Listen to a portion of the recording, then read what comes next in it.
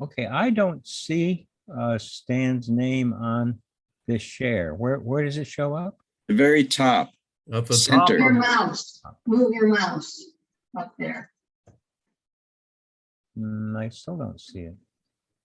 there's a little green box. that Yeah, a little says green thing. You are viewing Stanley Follis's screen. Put your cursor almost to the very top. No, my cursor is at the top. Oh, there, I see it. Okay, thank you. Thank you. Now I see it. So small, you don't see it at first.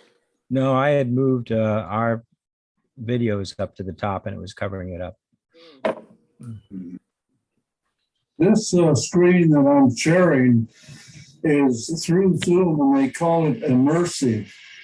And there is a wide selection of different configurations of this. And I picked this one because it's sort of seasonal and it held 8 people. And that's how many we had in the meeting. Did you, So that was convenient. Otherwise, it's either 2, 4, 5, 25. And would you say again what it's called? Immersive, IMSERVIVE, or something like that. And it's on the version of Zoom that is called, well, I don't know, it's the first step up in paying for it. And this is Walkabout paying for it by the year. It's more of a novelty. There's actually more information in the traditional Zoom meeting. Oh, I see David McCall is on. Yeah. Hi, Stan, what David. program did you use to generate this? All right, it's a Zoom meeting. It's a paid version of Zoom, and it's a feature called Immersive View, and it is available by clicking on the view icon in the upper right corner of your screen. When And you are the host. And I am the host, yes. Yes, thank you for that. Right in the middle, there appears to be a lot of white hair with probably earphones around it. What is that? Somebody that is not looking at the camera, they're looking at their computer. This is just a screen grab of a more or less random selection of time of little get together that Walkabout had. Yeah, good looking hair. Yeah, you're right. Hair? What hair? Some of us are envious. And to Saul's point about the different color, I'm looking at the 2 screens right now, and I can see the color of my Smirkanish T-shirt in the shared screen is distinctly blue. Mhm. And in the Zoom meeting, in the gallery view, it is a little more purple, it seems to me. It's supposed to be purple Huh. to represent somewhere between the red and the blue political. But I don't think they did a very good job of selecting purple. Okay, this Purple looks real Halloween, good on my monitor. Stan, your Halloween theme, does that come up automatically or do you choose that? There's about a dozen different screens that can be used. This was only one of them. And this is a one that allows 8 people to be shown at one time. Yeah, good. And that's why I selected it, as well as being the the Halloween theme. Yeah, impressive. Yeah, I've seen these where, it looks like everyone's sitting at desks in a school or that they're tiered up in a stadium or something like That's that. it. That's it, yes.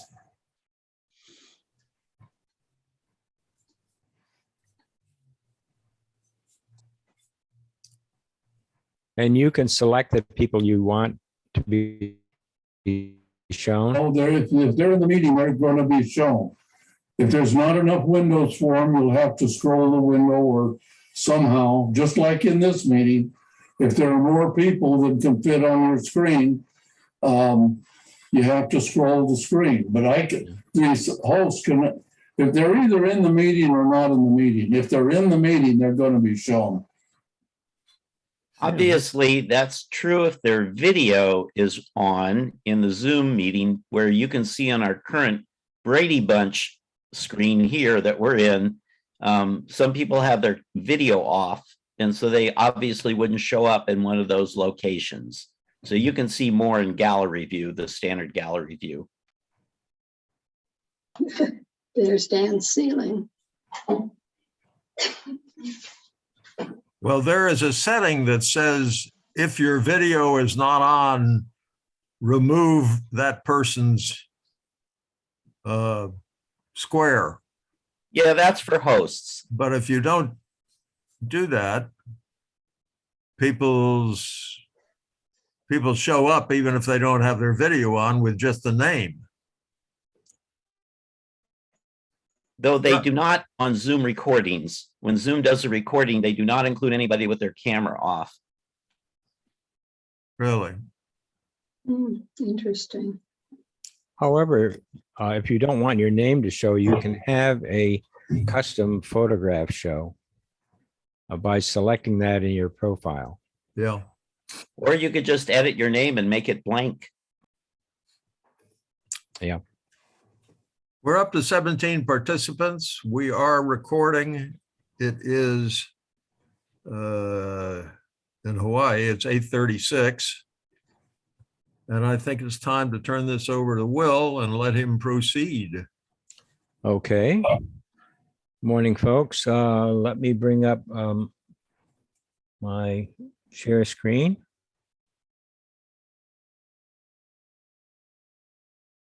I have muted everybody, Will, so you need to unmute yourself.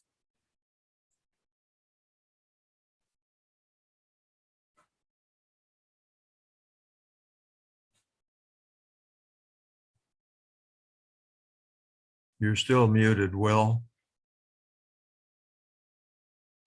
I think he's just trying to get his slideshow going. Yep.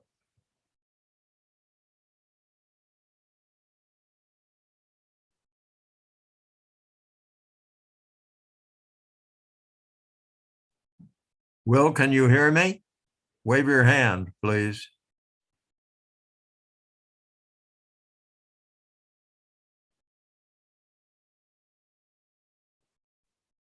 There Okay, we can go. you hear me now? Yes.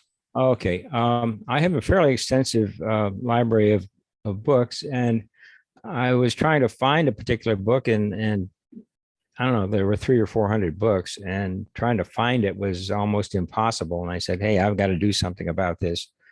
And I looked through various things online, and I came across a website that allows you to your books into a base. I said, hey, that's a great idea. I need to do that. So the name of the program that I used is called Collector Z. There is a website, collectorz.com, and it is a subscription base. Actually, as you can see, there are 3 different subscriptions you can do. I took the one on the right, which is called for Windows only. We're just seeing the Because, first slide, Will. Say again? We're just seeing the first slide and you're referring to the second slide. Uh-oh, how come it's not showing? That's weird. In fact, if you could just run the slideshow so that we see a larger image of just the current slide, it would help. That's what I'm seeing on my screen. You're And not seeing that? Okay, yeah, and you're probably displaying the original window, not the window with the slideshow in it. Sometimes it's good to just display your entire desktop, and that way you tend to get everything. Okay, because I'm seeing a full screen of a PowerPoint. Let me stop and start over and see if that does it. Share screen. PowerPoint. Share. That's good. Yeah, but I'm not sure it's going to walk through. We'll All try right, it. so are you seeing a screen with three sub Yes. pictures on it called Collector Z? Mhm. Yes, we're seeing one Oh, that start, the top says essentials and then. Yes, under okay, it- all right. So I selected the one on the right called for Windows only. Now, this is a subscription. It cost me $30, but here was the reason I decided to do this. I was putting the information in or getting the information from an ISBN website, which is a free, well, I believe it's a free website. It kind of comes along with this subscription. And just putting in the ISBN number, you can bring back all kinds of information about the book, which allows you to put it into a database. I'll cover that here in a couple of minutes.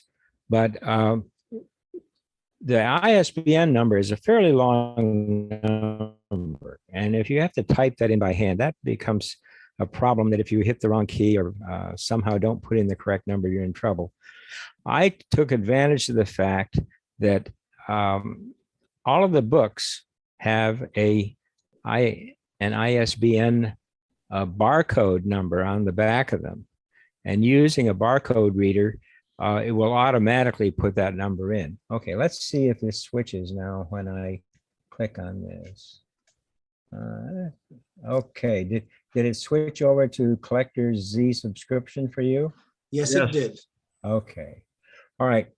So I got that subscription site for $30, $29.95 or whatever. But then I also got Barcode, and these the Collector Z subscription includes a barcode reader program built into it, so you don't have to fool around with that. It also does an automatic connection to the ISBN website, so you don't have to fight with that at all. It also maintains a database of all the information that you put in and keeps it online. You can download from that database, so you can have it on your computer, which is what I do. Now, the barcode scanner, I was surprised. It only cost $14 on Amazon. I thought it would be a much more expensive device, but I got literally the cheapest barcode reader I could find on Amazon, and it connects directly into your USB connection on your computer and works great. And I'll tell you, it does save an awful lot of time and an awful lot of potential errors when you're putting in a big, long set of numbers. So I found that using the barcode reader was certainly worth the additional minimal cost that was involved. You might be able to find it cheaper somewhere else, but I figure for $14, it's a good deal. I figured No, that- ISBN code. It stands for International Standard Book Number, and it's a database maintained. I don't know who pays for it, but it is maintained and contains almost every book in the world, I expect. It has a lot of information built into this, which I'll show you in a minute. But on the back of all books, I shouldn't say all books, this didn't start until sometime a few years ago. And I don't know the exact date that they started putting ISBN codes on the back of books. I have some older books that don't have that on it.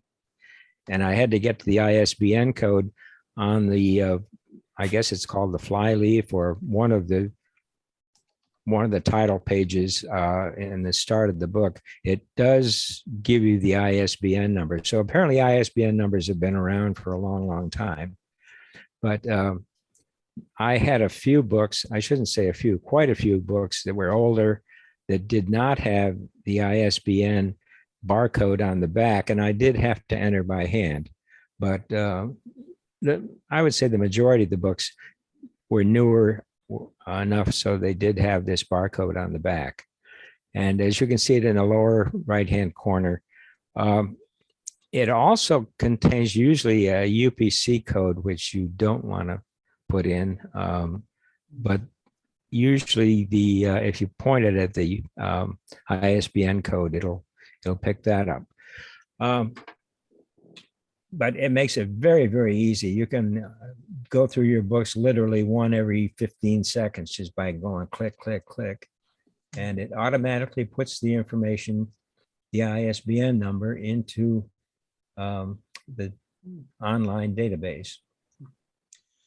So Now, what- ISBN data has a lot of information in there, a lot more than I had imagined. Of course, obviously a title, an author, but it also contains the author's biography information and a lot of publishing data, as to when it was published, who published it, whatever the publishing date is, what version of the book it is. All kinds of publishing data is built into it. There's even a photograph of the cover of the book. So I was surprised to see it had that in it. And I say et cetera because there's a lot of other information that sorry, phone's ringing. A lot of other information that I didn't care about, but it does come directly into the database from the ISBN website.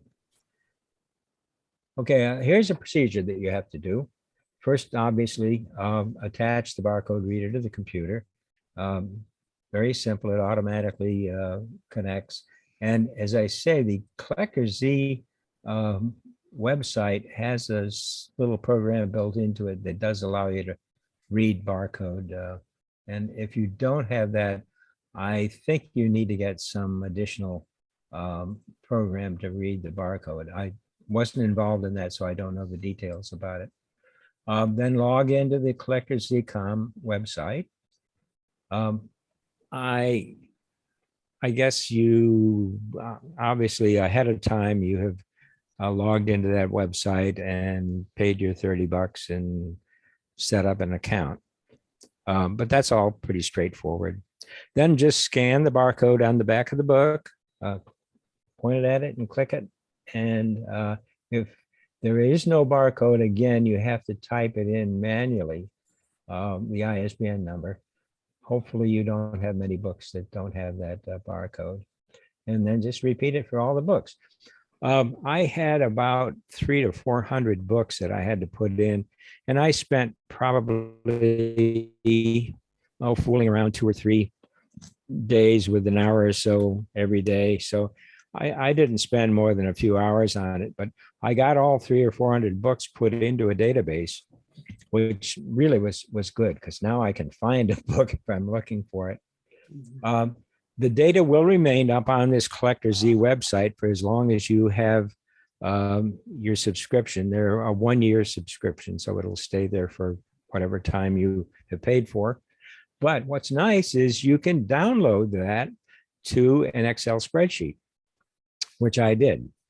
And once you get it down into an Excel spreadsheet, then you can do all kinds of manipulations with it as you would normally do with an Excel spreadsheet.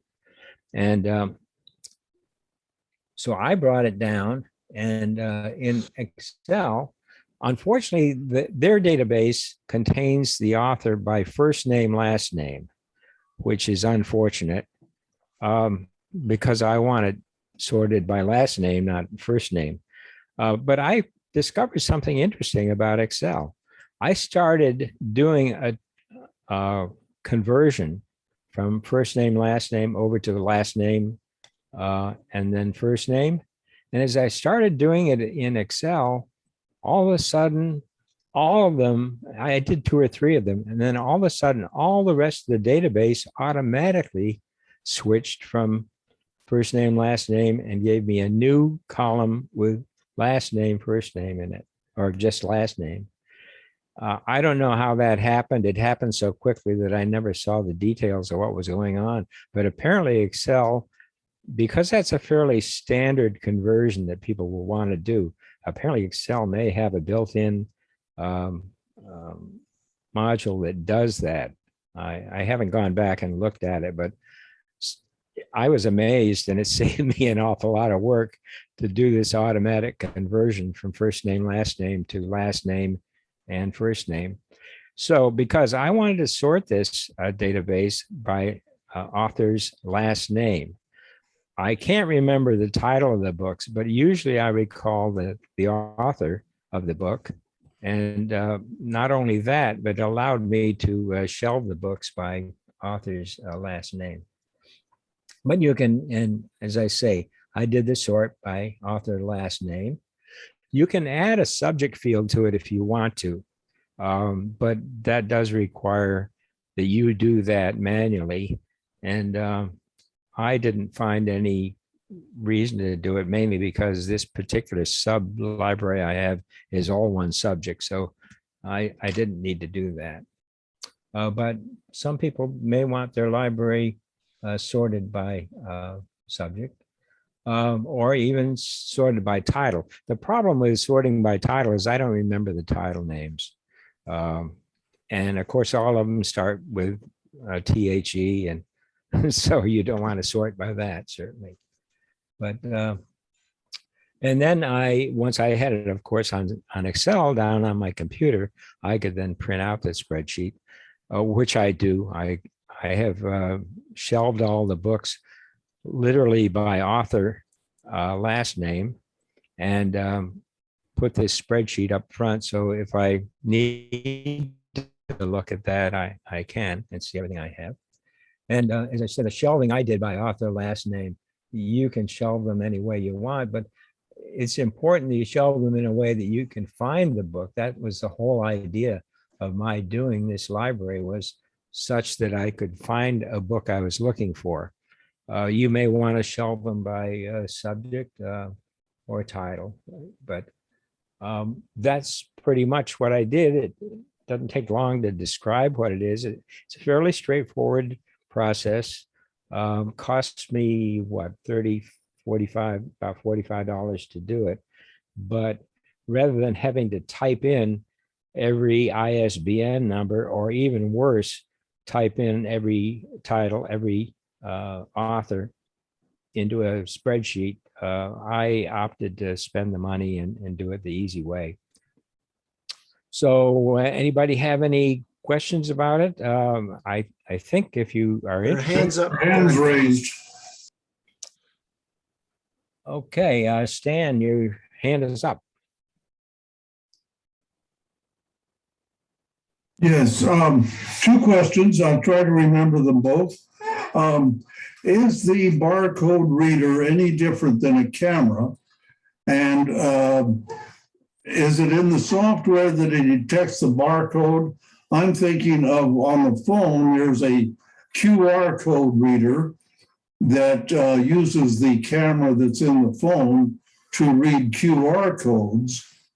And I'm wondering if a camera could be substituted for a barcode reader.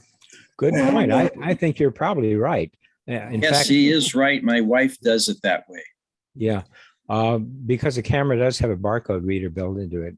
I use that at the grocery store to read barcodes for specials. Right, I okay, don't the know. second question. I don't know if you can, how you connect that to this Collector Z. I expect you can do it. You save yourself $15. Yeah. My other question is, when you talk about sorting by first name, last name, do you have a separate field for first name or last name? Or is that they're put in a single field as last name, comma, first name?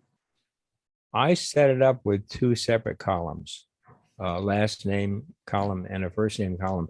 However, Collector Z just gives you one column, which is called author, and that is first name, last name with no comma between it. And that's why I needed to convert that from first name, last name over to two columns, last name and first name, so I could sort on the last name.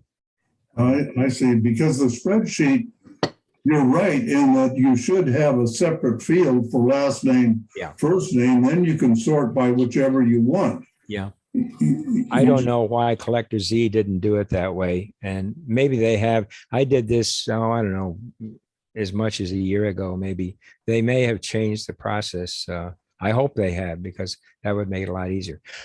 Sorry, Stan, I jumped to you, but Hank had his hand up first, I believe. Hank? No, look in the order that they're on the screen. I'm not, Hank is I'm Hank not is the next. upper left David- on my David screen. is next. Huh? David is next. Okay, for some reason I show Hank and then Mel and then David. Okay, David. Anyway, I just wanted to make 2 points. One is on that screen where you showed the three different options. The first option is to put it on your phone, and it's designed to use the camera in your phone. And you can put that on a phone or a tablet. And that, I think, is actually easier, because you just take the thing around and you go to all the books that are in your shelves that way. And then as long as you can still export that to a Excel sheet or a Google Sheets thing or whatever it is, then you can get that onto your computer and slice and dice it however you want.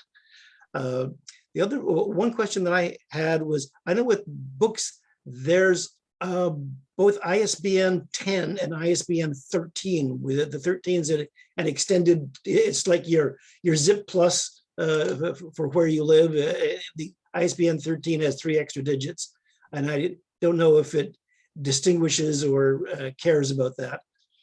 The other thing that I wanted to say was, I think one of the most interesting things is to be able to, when you scan the book, tell it where on the shelves that you have them now they're at, because I've got tons of books and they're on shelves, and I sort of know what shelves are for, but I'd like to be able to sort of say, okay, I scanned the book and now it's on bookcase 3, shelf 4, or whatever it is, so I can get there locally. Does it have anything that would help you input a location when you scan? I think once you bring it down to an Excel spreadsheet, then you can add columns to your spreadsheet and for location. As I say, I sort them by author, last name, and keep them in that sequence.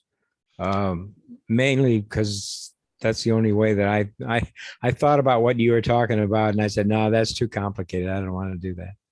But well, I've got a complicated set of books because I got more than one subject.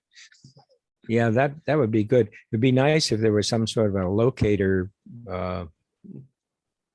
code or something. Yeah, but I guess you're right. Shelf, and number in the shelf. Maybe just shelf is enough, depending on how big the shelf is. Room, bookcase, shelf, and that's probably good enough that you can then scan across and find it. But I would probably make 3 columns: room, bookcase, and shelf. Yeah. I have these on probably 1, 2, 3, 4, 5. I got these probably on about 5 different shelves. So, but and I keep a separator for A, B, C, D, E so I can figure out which place to put them. Good point about using your camera. And I noticed that the cost for Collector Z subscription was about half for using a cell phone also. Yeah, it was only like $14. Oh, and by the way, I got an email from Collector Z that said they were having a special, Christmas Black list. Friday special or something, and they were cutting the cost by 30%. So maybe you can get everything for 2/3 of that cost if you go to that website. Yeah, because the way I look at it, for the cost of the tablet or the phone version, that's the cost of your scanner, so I don't have to buy the scanner. Yeah, that's good idea. I didn't know that was available when I first did that, and maybe it wasn't available a year ago. But all right, I still have Hank and Mel with their hands up ahead of you guys. Hank, did you have a question? I have a comment and a question. I Googled how do I use my cell phone to scan a barcode? And the answer was cell phones do not have a built-in barcode scanner, but there are free applications that you can download easily from the Play Store. I would guess that Collector Z may have a small program that would allow your cell phone to work, since Yes. they do have this cell phone app. Well, Yeah, there, it there's says a- it's built in to the application. Yeah, probably is. I know when There I is use a- a barcode reader, I shop at Vaughn's, and if I go into the Vaughn's website, they have a barcode reader built into there. Google says there is a free barcode reader for download to any cell phone. Okay, Okay. that was my statement. Now, my question, what are all the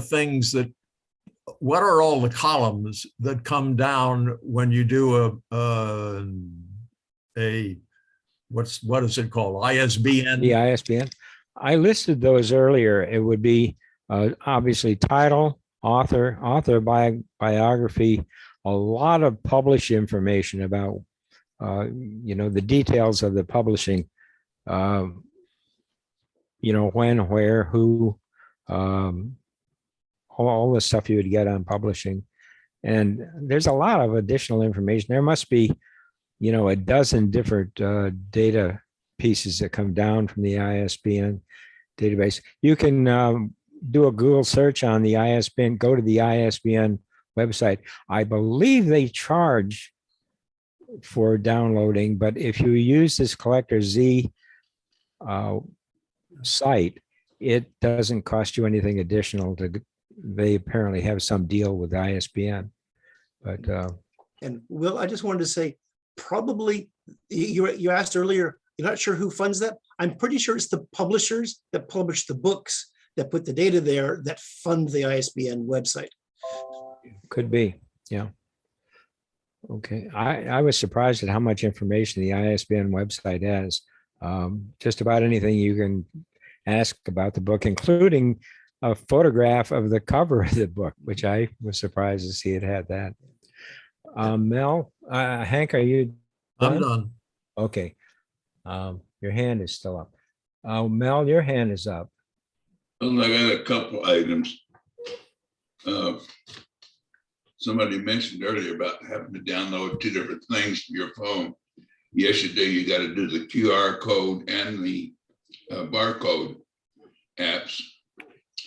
But if you've got your phone synced in with your PC, all that information ends up on your PC right away. You don't have to do all the transferring. So that helps a lot. That's what I've done. And then the other thing is, I wish I'd had this 75 years ago, or not 75, in 75, because I didn't just use an Excel spreadsheet, ended up with almost 3,000 volumes in it. Whoa. And took a long time to do that because manually input everything, but that worked out great to get that. But this would have saved me so much time and aggravation and getting me wrong notes. Yeah, I've got another. This was just a subset of my library that I did with 300 or 400 books. We have another, library probably with a couple thousand books in it that I haven't attempted to do. It's essentially Valerie's library, but she seems to have a good eidetic memory, so that I ask her about a particular book, she can walk to and point to it, and I don't know how she does that, but she has a built-in database. Okay, Mel, are you done? Yeah, I'm done. Okay, Saul. Yeah, before I get to my question on your topic, I'm curious to know what version of Zoom app you're running, because every other one that's modern that I know of puts the raised hands in order on the top row from left to right. And the fact that yours isn't suggests maybe it's a very old version. No, I believe I have the latest version. 584 is the latest. 585. There is no 585 on Zoom's website. I mean, it may be on the Windows side, but as of yesterday, it was 584 and it's 584 in the Mac. Okay. Yeah, okay, well. Will I has got them the up notice This correctly. morning that 5 is available and I downloaded it. Thank you, Mel. I have 584. So Will, I'm- yours were up correctly. It was someone else whose they were not up in order. No, Will said he didn't. Yeah, I had He had Hank ahead of Mel and Hank No, and no. Mel, and then it went. So Anyway. I don't know. to But I the do have- topic. I do have 584, so I guess it should be the latest. I don't know. Yeah, it is fine. I that's maybe it's a little anomaly of Zoom for some reason. Yeah. Anyway, to your topic. Now that you've got all these books in this database and on your shelves in alphabetical order of the author, how do you know what book you even want when you're thinking of a topic or an idea that you're trying to find the book for? Because if you don't know what's in the books, how does that work? Well, I read the book. And you memorized it enough to know what the book is? Usually, don't you know what's in a book? Well, You've read. over time, I may not remember. My point is that if you got hundreds of books and you have a topic in your mind of what you want to go find that book for, if you don't have all that information in the database, I don't mean literally like a, searchable text of each book, but maybe at least subjects or something, it would be hard for me, even with the database that you've described, to kind of remember which book has what in it. What would you suggest? I don't know how else you find the book that you want. You have subject fields, you have, as well as author and publisher, you can have subject fields, you can have, I might think of trying to put in like a table of contents or something. I would say that I'll defer answering your question to another person who has their hand up, who's a librarian, which is Alan. And when you get to his, he may be able to answer that question. But obviously, when I go to the library's website, I can search by subject and other content. And in its database, it has that type of information. Thank you. Yeah, no, you're right. Usually what happens is somebody will suggest, or I'll read about in another book that somebody makes a reference to a second book, and then I'll say, oh, I think I have that in my library, and I'll go look, and sure enough, it's there. So, okay, Pat. Yeah, my question was similar to, I just Googled the ISBN and what does it do? And it just does title and author and publisher. And I was thinking, maybe Alan can answer this, but I would think a thing that uses the Dewey Decimal System, which categorizes books. I mean, it would suit me better because I have my finance books here. I have my pharmacy books here. I have, other stuff here. I have my books grouped by subject rather than title and author. So Right. And when you were looking for your collector's Z, I don't know if the Dewey Decimal System is even used now, because I thought that our library was using something else. But I would be interested in not yours so much, but did you ever think I was going to do a Dewey Decimal System or I something didn't like look for that. So you just looked for ISBN number? I mean, That's Well, more I universal. ran across his collector's Z, and somehow I got fascinated by it and had an extra 30 or 40 bucks in my pocket and said, why not? And so I I spent probably close to a week on this, a few hours every day. And, but it was kind of a learning process and kind of fun. but the other part of that is if that the scanner just did the ISBN number, I would be interested in a scanner doing either the Dewey Decimal System or some other way of categorizing it. Because I've got books all over the house in every room and up in the attic. and all David, that. you have a comment to that? Yeah, so Pat, I just went on and I looked up the ISBN database, and it says the 19 data points that are included also include the Dewey Decimal categorization of the book. So when you get it from the ISBN database, that's one of the fields that you get would be the Dewey Decimal reference. Did you say 19 data fields? 19 data points, or Wow. it says up to, including ISBN 10, ISBN 13, title, author, publication date, publisher, binding, pages, list price, cover image, language, edition, format, synopsis, dimensions, and some also have an overview, Dewey Decimal, weight, and subject. Wow. Okay.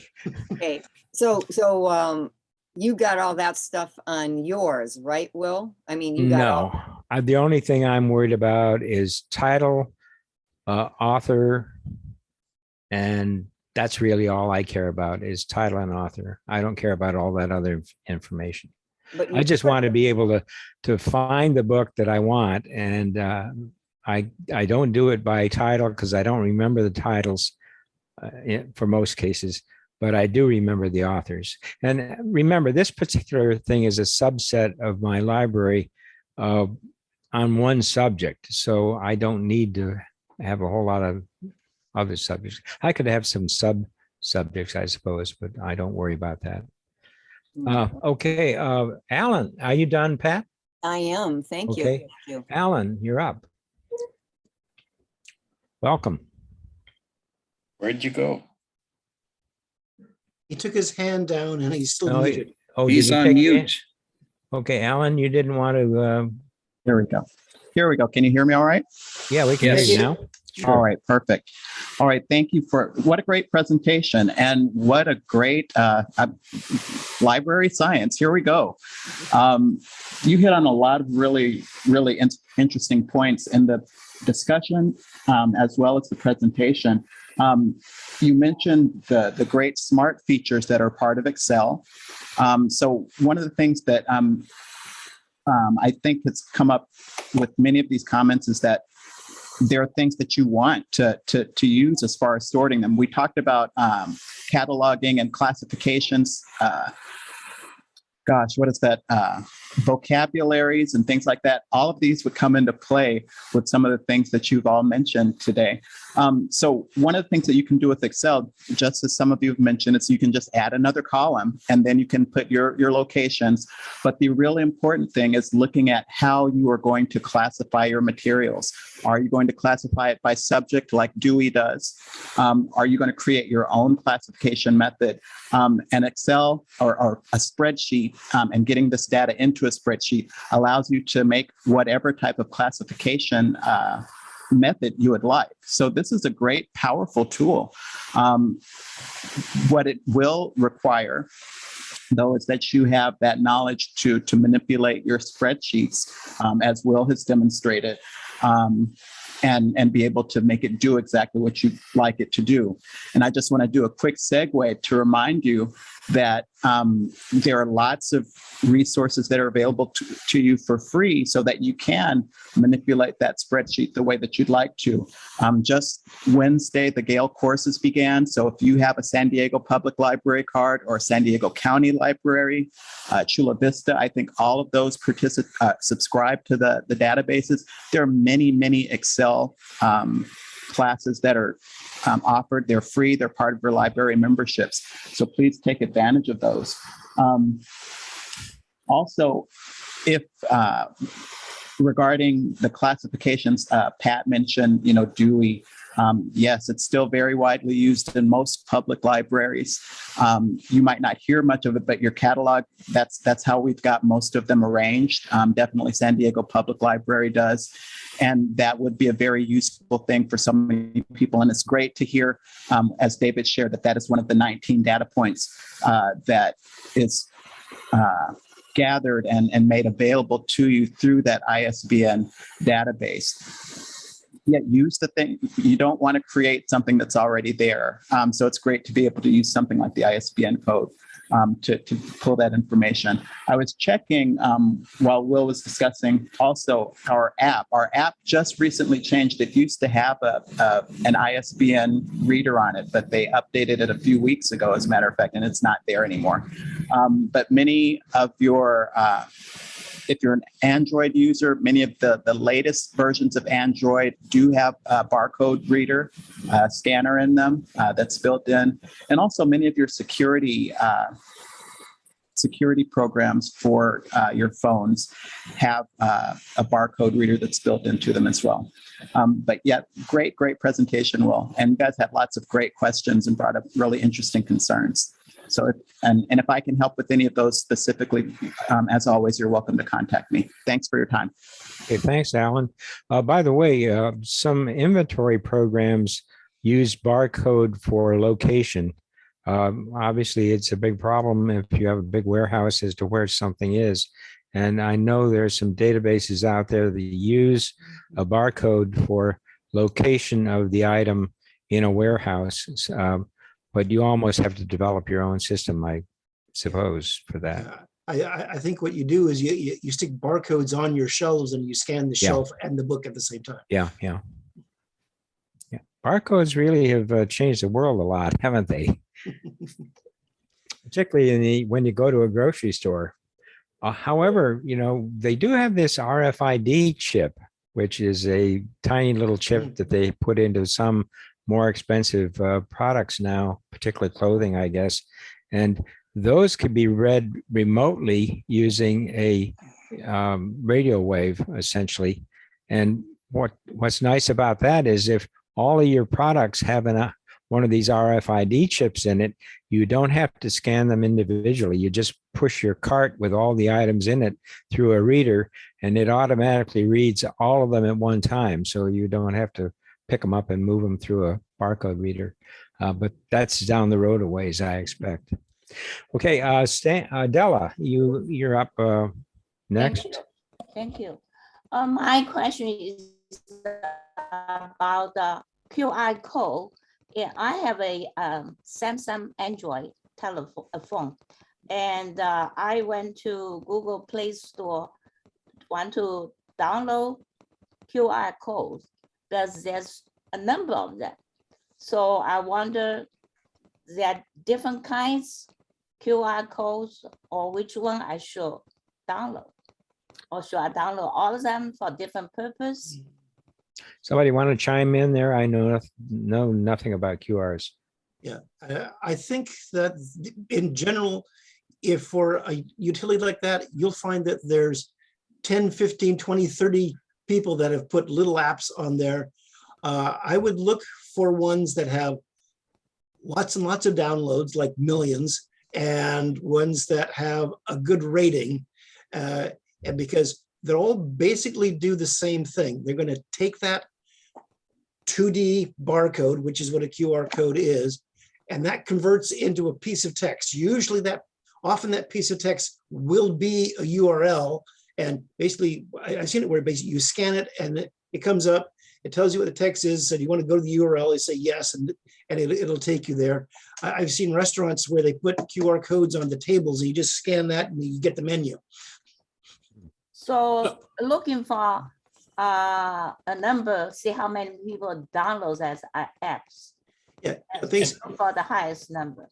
And I might recommend that you look for one that does not have ads, and that would be in the comments. So whenever you look at the reviews that are there, see what it says about having ads, because you don't want one with ads. So I agree with David, is look for one that has a high download count, and then it's free and it does not include ads. So actually that's only one, just download the one with right. Okay, just one. Right.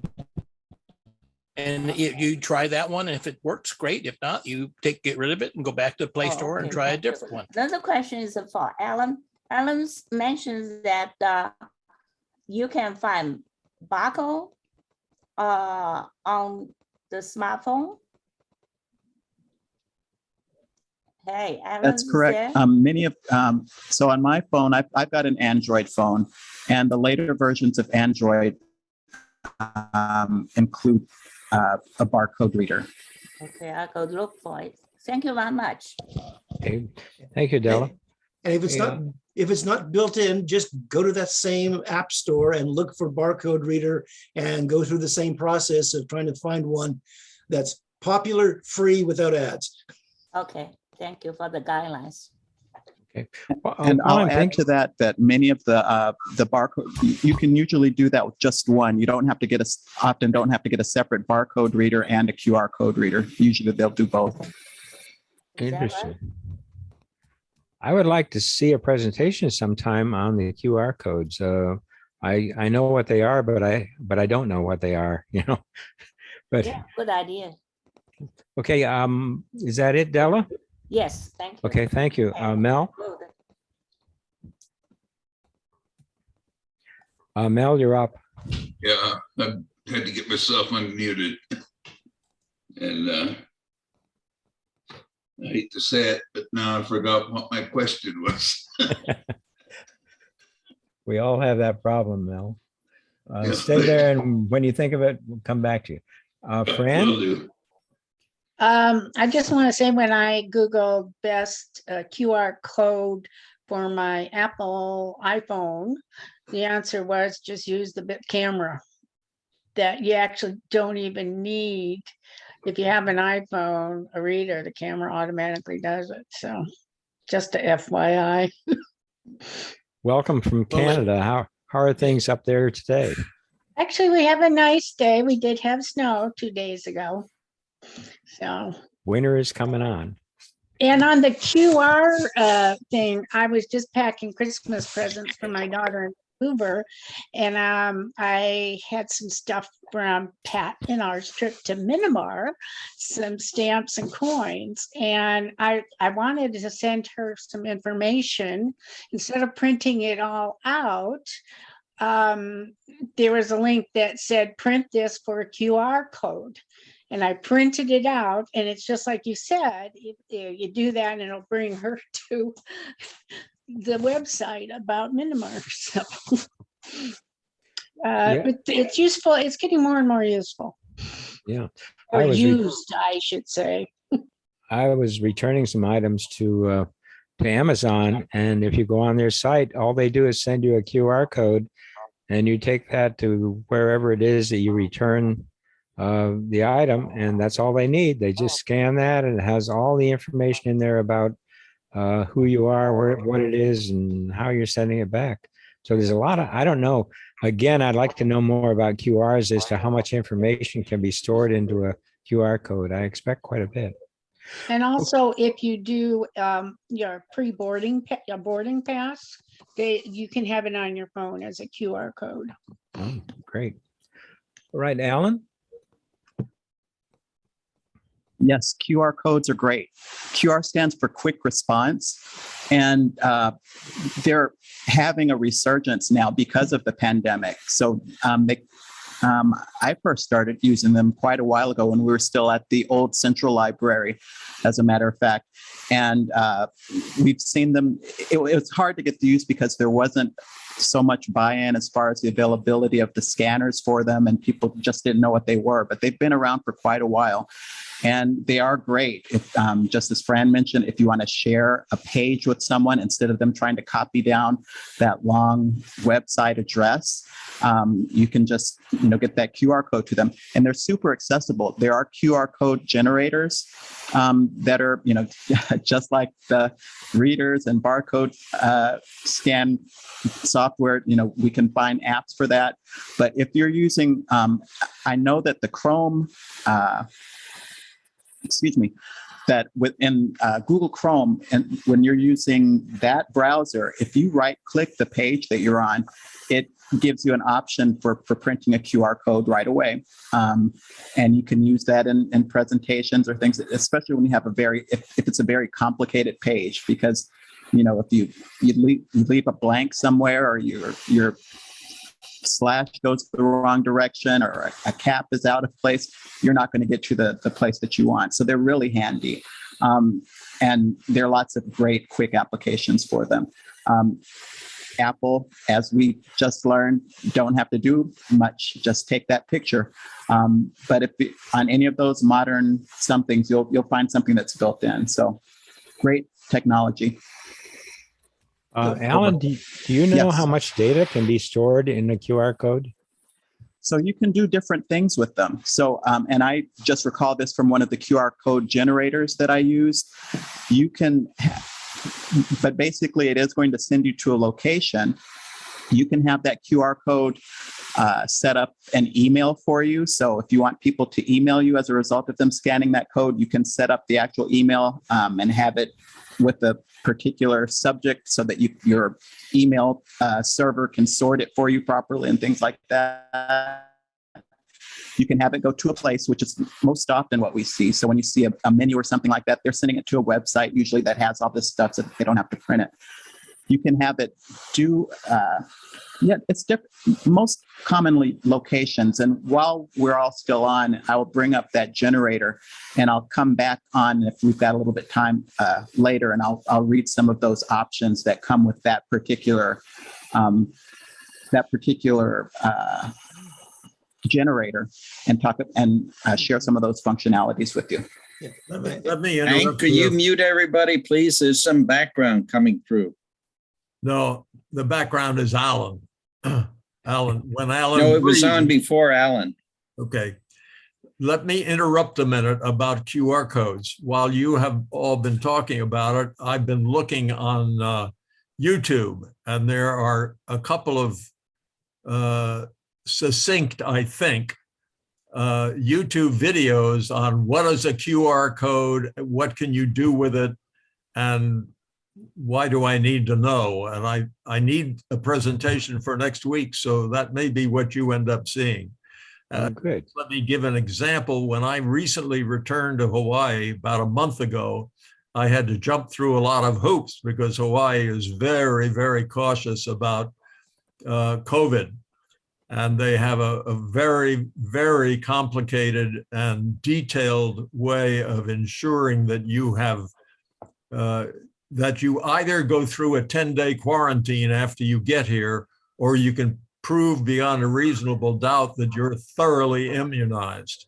I was thoroughly immunized and went through and jumped through all those hoops. And at the end of it, I was provided with a QR code, which I had to show when I got here, that demonstrated that I was thoroughly immunized. So there's an example of what one entity has used a QR code for. Interesting. Done. Okay. Stan?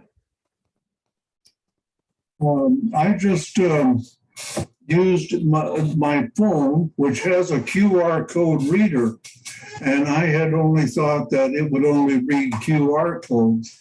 But I found a CD, I have a CD, and it has a small barcode in the upper left corner of the back. And this is a CD of a movie that I had a small part in. And sure enough, it came back with a link to that CD and that movie. So the QR code reader will read barcodes and try to find whatever's on that. So that was quite fascinating. Interesting. Thank you. Alan, you're back on. Okay, I went quickly to the generator that I was using, and it's at qrstuff.com.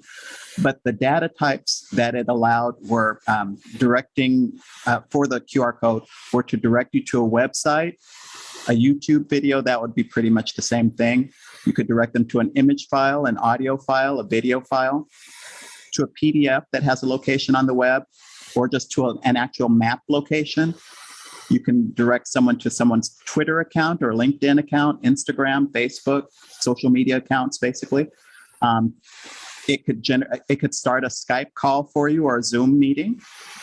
You could have it get to someone's Dropbox account, iTunes, plain text, phone number, SMS message, an email address, an email message, contact details, an e-business card. You can use it to count attendance. You can use it for an event. So that would be very similar to, as you'd see in the airports, allowing access. Also Wi-Fi logins, Bitcoin purchases, batch uploads, and PayPal. So those are the data types that this particular QR code generator would create QR codes to interact with those types of data. Interesting. Thank you. Okay, is that it, Alan? Yes. Okay, thank you. Mel, you're back on. You remember what you wanted to talk about?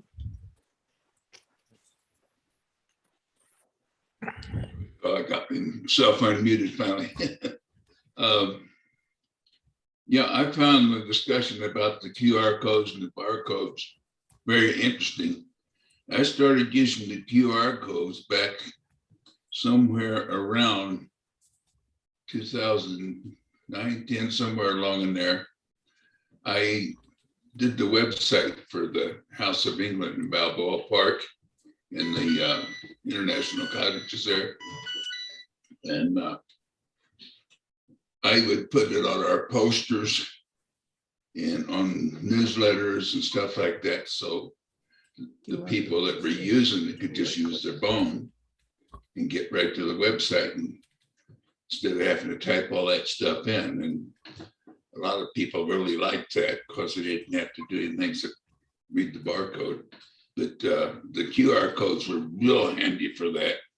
And just about every entity in Balboa Park ended up starting to use them. So it became very popular. Even on the big signs that they would have out, they would have the codes where somebody could walk up there and read the code off the big sign to get all the rest of the information that wasn't on that poster. So that really worked out real good in there. And one of the things that I ran into, I tried to put a QR code on an item, and with the way I did it, it tried to duplicate it. And it came back and told me that I couldn't do that because it was already in use for something else. So that's something good to know too. They won't like you to create duplicates. Interesting. That's it. Okay, thanks, Mel. Pat? Yeah, I just wanted to say that, I think it's the QR code that you use for menus. I'm not sure if I know the difference between the barcode and the QR code. I think it's the QR code that when you go in a restaurant, if you want to see the menu, they do that. That's not my question, but I thought I'd throw that out there to see if there's a difference between the two. And then the other thing, they also, what Mel was talking about, they did that at the Del Mar Fair this year too, which they didn't call it Del Mar Fair, it was something else.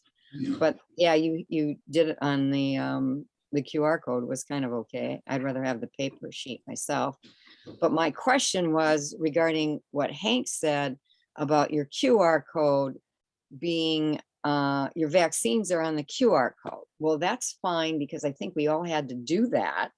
But how do you find that? I mean, how do I find in my iPhone where my QR code is for the vaccine? Does anybody know how to do that, or did I miss something somewhere? A couple of hands up. First one is to the right, and that's Arlene. Here's what QR codes look like. I just did an image search on Google. Right. Yeah, I know what they look like. Okay, that's what I thought that's what you had asked. Pardon me. I think barcodes are only for numbers, I believe, but QR codes can have both alphanumeric. Oh, okay. Right. No, Arlene, you had a comment?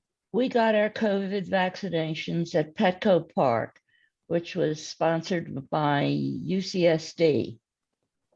And they have a program for all their medical patients called My Chart. And if I go to My Chart, there is a process there that generates the QR code that says, I had a Moderna shot such and such a day, such and such a lot, and the second shot, such and such a day, and the lot number.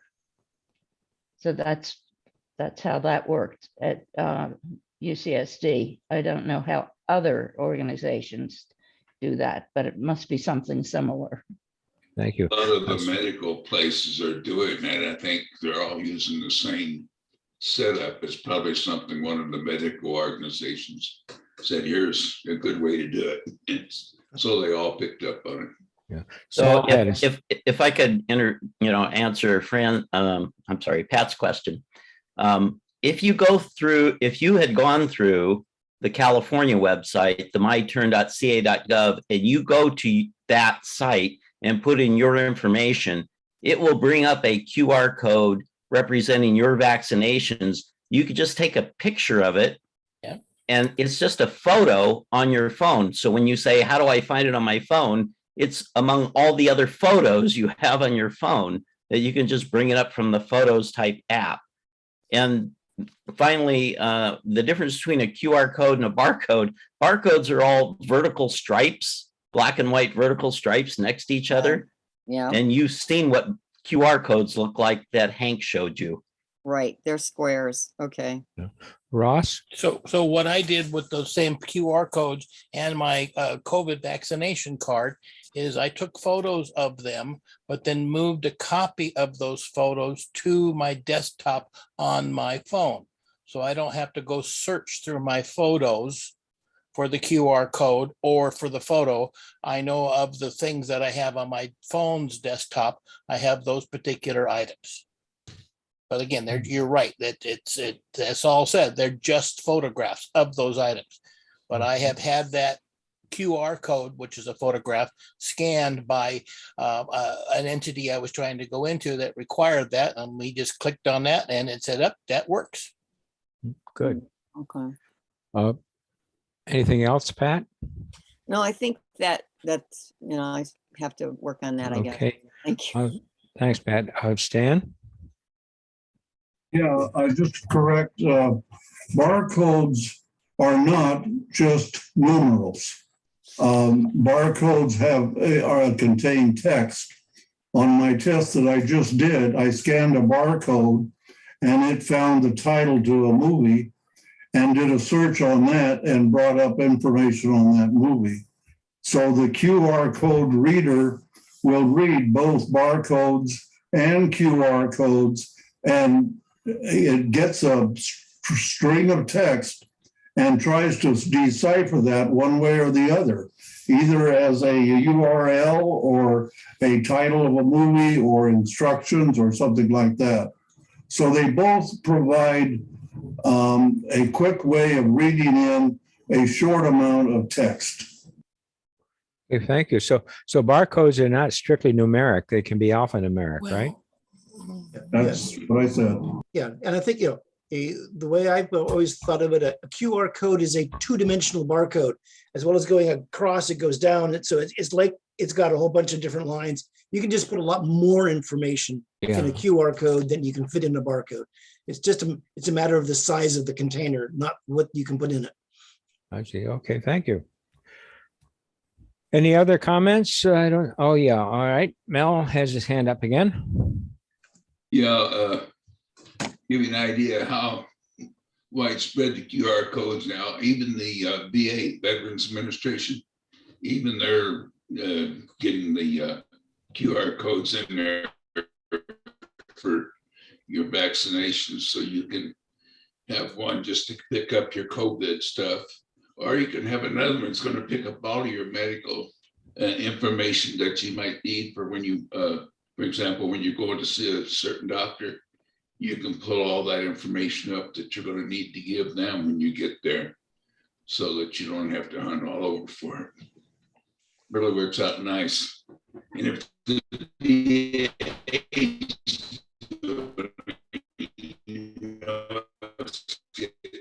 That's because whenever you go to a doctor, they have you fill out 2 pages of information, and I always wondered why we didn't have a system whereby that went in automatically. Well, that's good. Okay, anything else, Mel? Okay, thanks, Della. You're up. Thank you. Did anyone say you can create your own QR code? You can put all the information on that code. right? I understand you can, yes. How to Someone do that? mentioned that. Can you repeat how you created your own QR code?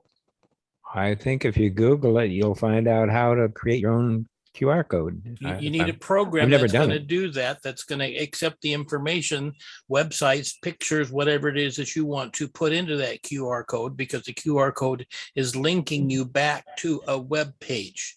So if you're saying, I want to post this information, again, that has to be on a web page somewhere that you can create a link to. So I need to search Google to find out. You would look for a program on how to create a QR code. Okay, all right, thank you. I have a question. Like at a grocery store, when they read the barcode on a product, apparently it goes directly to some database, probably at the headquarters of Vons. But how do you direct a barcode to a specific database somewhere? It's probably going to a web server that basically it's going to be the what's on the barcode is going to be, first of all, what store you're at, and then what item it is. And so it goes to the website, to the database for that store and say, here's my item. And then it's going to come back and tell you what it costs today at that store. So Yeah, okay. more Ross? for excuse me, for Will's question, it depends on what device you're reading it in from. So if you're using a handheld barcode reader at Vons, then Vons is in control of where that information goes. If it's on your phone, then it depends on that phone as to say, I'm going to open it up with this website. Okay, good point. So can a barcode though doesn't necessarily hold a website? Probably not. So again, if it's a barcode, I think your phone's program is going to say, yep, I recognize this as a barcode. Let me go to the website that I use to look up barcodes, and it looks up your barcode on their website. And But- again, it depends on the program as to what website it goes to. If you're using a QR code embedded in the QR code is the website to go to. All right. Alan. David, were you waiting? Alan. No, I would just. Okay, Alan is back on again. Alan? So I was just wanting to remind folks that the barcodes and QR codes, those early barcodes that we saw, they're inventory tools. So we can have a barcode say anything that you want it to say, and then within whatever environment you're in, it can mean or relate you to these other somethings.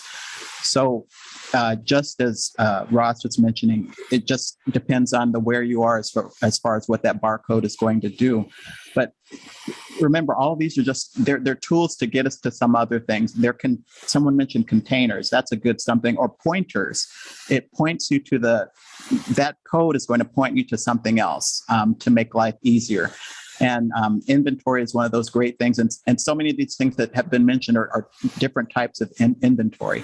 And for Della, if you'll visit qrstuff.com, that is the one that I was reading all of those examples of things that you could do with the QR code. And that's just some of the stuff. And that is just one example. There are many other places that you can find information, but that's one that I know off the top of my head. So please check that out, and maybe that one will be helpful for you. Can you repeat? Say it again. QR Stuff. That's QRSTUFF.com. Okay. And that will allow you to create QR codes to do any number of things. Oh, great. Thank you. Dan Eberhardt. Yes. I just wanted to mention the QR code, the barcode identifies the item. And if you want to, you go in a grocery store and you pick up that item and you go to the cash register, the cash register has to access an on-site computer because they have the price of the item, and that's what they're looking for. Right. Price may be different in a store next door or any place else. Sure. So the barcode only identifies the item itself. But can a barcode direct you to a website? It depends on your scanner. in the scanner program. Yeah. So again, it's just as Dan's mentioning, it's just an inventory number, basically. So So it it has can to take use you a to web. a, Yeah. it can take you to a database. Yeah. Well, I think It, part of, it can take you to a database, which will then point you to a website. so, well, if you go to the store and you're at the Vons store, if you use the Vons app to scan the inventory thing, then it's going to go to the Vons database and look it up. Yes. If you go to the Smart and Final store, they have their own database. You use their app, it uses their database. Okay, I understand. Okay, interesting. We sort of deviated away from library, but we got some interesting information and such that I don't know, Hank, if you want to talk about more of it next week or not. Okay. One observation to that last comment about if you use the app from the Vaughn store or the Smart and Final store to read the barcode, that's probably true. But if you just read the barcode with your phone barcode reader, it will go off to whoever created that barcode. And that may or may, and probably will not, be Vaughn's, because that barcode was put on that product by the manufacturer, not Vaughn's. It goes back to whoever your barcode reader program is set up to go to. That's not why the I original mentioned creator. that it would be if you use the barcode reader on your phone. Yes. It will probably go to the manufacturer's site. No, it depends on what the program is set up to go to. So whatever program you're putting on your device has a default location that says, here's the database to go look things up. Yeah. As Alan said, I think what's in the barcode is just an inventory number. Right. And that's an inventory number in somebody's database and makes sense in that database only. Right. Well, there is what's called a UPC code, and that is standard across all kinds of things. So yes, but again, have it references a location in a database, and your device is what is you, and the program in your device is what is deciding which of those databases to go look at.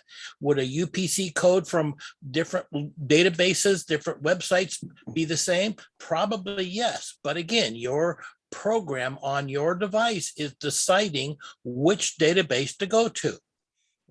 If you want to get a piece of information like how much does this cost, that's going to depend on what store you're at, right? Not what thing you're buying, right? Okay. You got a couple of hands up waiting to talk. All right, Stan.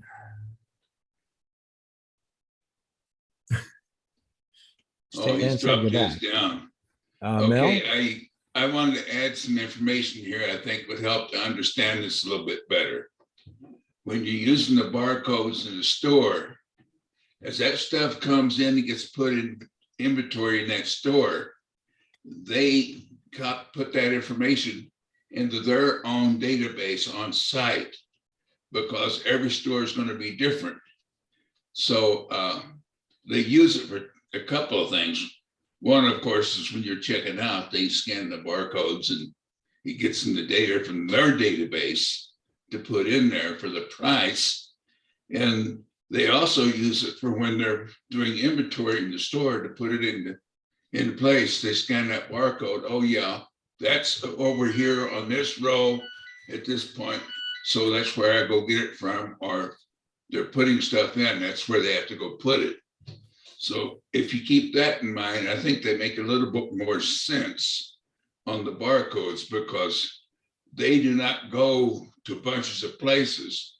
It all depends on the merchants you're working with as to where they decide to put it. Now, there are a few chains that put the pricing stuff, they make it the same across their whole chain, but most of them do not. It varies by area. You go into a high cost of living area, you're going to have higher prices. so they have to have their own individual. So the barcodes use that for the individual interface. When they're doing inventory, putting stuff in, they put it in there with their information. No. So that, yes, they do. I know for a fact because I've been involved in it. Okay? All right, we'll see you. Anyway, but they do that because they want to have the information for their store, not out at corporate headquarters someplace. Now, corporate headquarters may be providing them a place to put that information, but it's for that store only. I'd like they to, can get the prices and locations within their store. Ross? hold on a minute. Will, it's already 10 minutes to 10, and I'd still like to have Q&A today. So I would suggest that we stop talking about QR codes and barcodes and move on. Well, let's find out if there are any questions, and if not, we can continue the QR code discussion. Any particular questions? Pat has her hand up. You have a I have question? I have a question, a general question, but I kind of want to make a comment. Maybe we could have that presentation that Hank was talking about on the QR codes, but like in a more logical way than a Q&A. So Yeah. that's one point. Now, the second thing, no, my real question is, this is going to really seem stupid, but a couple of weeks ago, I had to reinstall the operating system and all that, and everything was supposed to be fine and all that. Well, in looking at somebody else, the teacher had us look at what was on her location in her Apple. And she had her external drive on there. And I noticed my external drive was not under location. This is kind of a question for maybe Saul. But I was wondering, do I have to like reinstall that thing? Or, it's plugged in, but I'm not seeing it under location. So the question is should I see it under location? And what do I have to do to get it on location if it's not working? So are you using an external drive, say, for doing backups or just storing extra stuff out there? Doing backups. Okay. And so are you asking, should it show up as an icon on your desktop or in Finder? Yeah, it's supposed to be, I think it was, she went to Finder or System and Preferences, one or the other, Finder. And then we went along where you could see the locations and, desktop and stuff like that. So to answer your question, when you're in Finder, meaning it shows up on the top menu bar, it says Finder as opposed to Zoom or something else. Right. And you click on that menu like everywhere else, there's a preferences setting. And if you go into the settings for Finder, there are checkboxes as to what you want to show up. And what you want to show up is external drives, and maybe it's not checked. And that's why it's not showing up on your computer. Oh, but it's still doing its job though, of backing up though. Yeah, but if you want to be able to easily access it in Finder or have it on your desktop, for instance, or something like that, you need to enable that checkbox so it's not hidden. Oh, okay. All right. Thank you. Thank you. Thanks, Pat. Dan? Mel. Oh, No, Mel still has his hand up for things on the previous subject. We're now working on Q&A. Well, that's what I put my hand up for, was Q&A. okay, go ahead.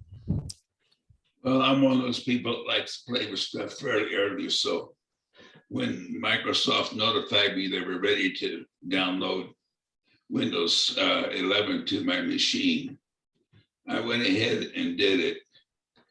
And just an overall comment, I like it. It's not a major change from what things look like in 10, but it has some pleasant changes in it that I found it went fairly quick, but I found a couple of things people might want to be aware of. The lost the name, sorry, where it keeps the information so you can go back an installation, you'll back up a day because you've got issues. That is turned off when Windows 11 installs. So you have to make sure you get that turned back on if you want to have restore points. That's the title I was trying to remember. Yeah, system restore points. Right. So if you want to be able to do that, you want to be sure you go turn it back on so that you have those there. Otherwise, you won't have anything there to go back to if you need to. And the other thing was that you want to be aware of. Let me find my note here again. I lost it now. I'll come back later when I find it again. But overall, I'm very pleased with it so far. Okay. Thanks, Mel. And Dan Eberhardt. Yes, I spoke to Ross a couple of weeks ago, and he said to change the password on a Windows 10 machine, Control Alt and Delete would give you a menu to do that. And it does work on mine. I was trying to help a lady on the phone, and it doesn't work on her machine, she says. She just bought this computer, so she may have Windows 11. I don't know, I didn't check that. But maybe Mel could say something about Windows 11 and changing the password. Mel, do you have any comments to that? I didn't get into doing that because everything pulled right in from my Windows 10 installation. So I didn't have to change any of that stuff to get where I wanted it. One thing it does, it offers, seems to offer more information that allow you to use short things like a PIN number type setup. It seems to offer more of that than Windows 10 did. Well, her problem seems to be if she walks away from the machine, when she comes back, it asks her for a password, and she doesn't want that. So she wants to change her password. And like I say, normally on Windows 10, you can hit Control Alt Delete, and it gives you a menu that says change your password. She claims she does a Control Alt and Delete, and she doesn't get a menu that says change your password. She gets a menu that says she can turn off the machine and a couple other items, but she doesn't get a menu to change the password. I think Saul has an answer for us. No, I have a question for Dan. From what you just described, it sounds like what's happening is like a screensaver effectively is coming on, and it requires a password to be entered for her to continue using the computer. Is that correct? That's correct. So there is a setting that you can disable that in the screensaver settings so it doesn't do that, doesn't require a password, or you could just turn off the screensaver entirely. Okay, screensaver settings. In some situations, I think it's a setting that talks about what happens if you do nothing on your computer for a certain amount of time, and you find that in Control Panel. That's when the screensaver comes on. Right, but you can change the time, the amount of time that before the screensaver comes on, or disable it completely so it doesn't come on if you do nothing for a week.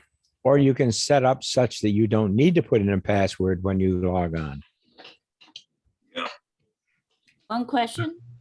Can you have a Windows 11 and a Windows 10 on the same computer? Or No. only you can have one operating system at one time? I believe one or the other.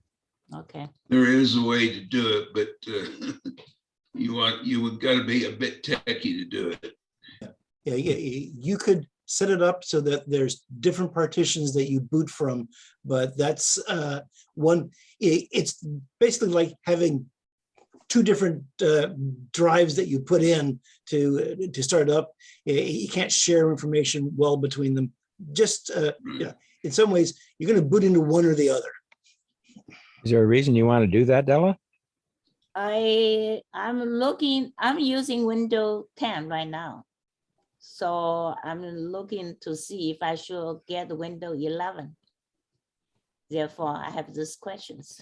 What I've heard is that there's not that much advantage to 11 unless you really, really want it. Ross has disappeared from this meeting, but I believe that the last time he spoke on this subject, he said, don't bother. Don't bother. Okay, I will wait. Yeah, he said, he basically said, wait 9 months to a year, do it, let him get the initial bugs out of it first. Yeah. Right. That's more accurate as to what he said. Yeah, that's my view on most things is, it never buy version 0, think about version 1, but when version 2 comes out, buy version 1. Okay, Della, I'm sorry, Fran, you had your hand up. You still have a question? Well, it's getting kind of late, but I'm migrating from Mac to Windows and to Outlook. So I got my what do you use for contacts in Windows 10? The People app, there's a contacts folder. Is there like a good address book that you use? I use Outlook, but other people have other choices. Anybody want to ring in on that as to what you use for contacts? I would contact Ross. I think he could be very, very beneficial to you. Yeah, because I have to migrate from my iCloud contacts. I think it depends a fair bit on what programs you use that you need contacts for. If you're using Outlook, then probably the Outlook contacts is a good place to do that. But if there's other places you need contacts, then yeah, you have to see what you do. But there's about 3 or 4 different ways of doing it, and Ross can probably advise you on what's the best setup for what you're trying to put together. Okay, thanks. Okay, any other questions on Q&A? I actually have one. My Outlook is not working correctly. Whenever I try to add something to it, it comes back and says, this is not implemented. However, it seems to bring up data okay, but I can't seem to add or modify anything.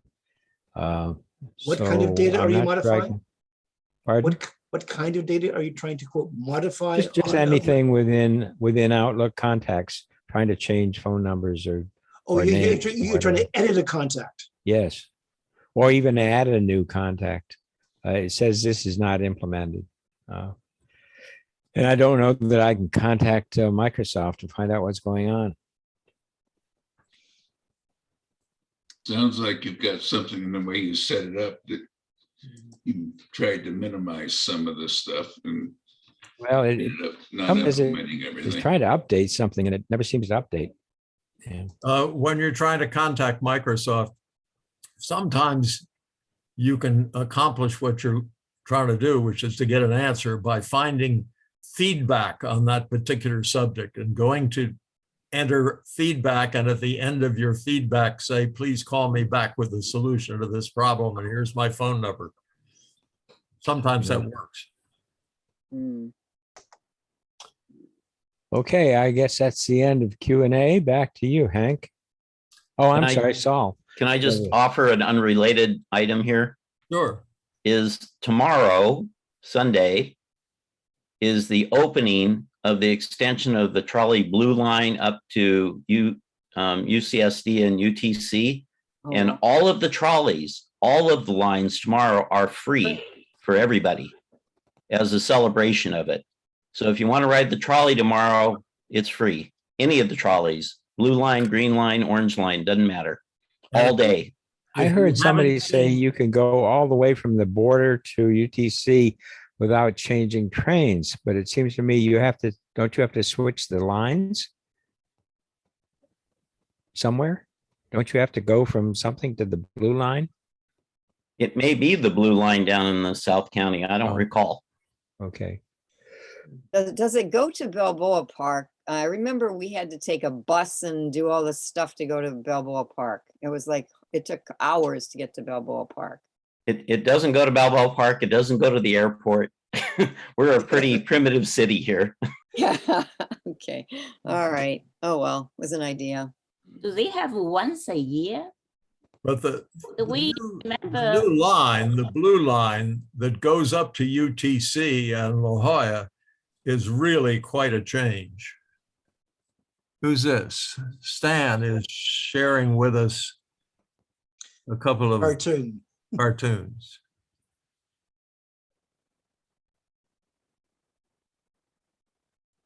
When was that from? Those are the two that I like to read. Yeah. Yeah.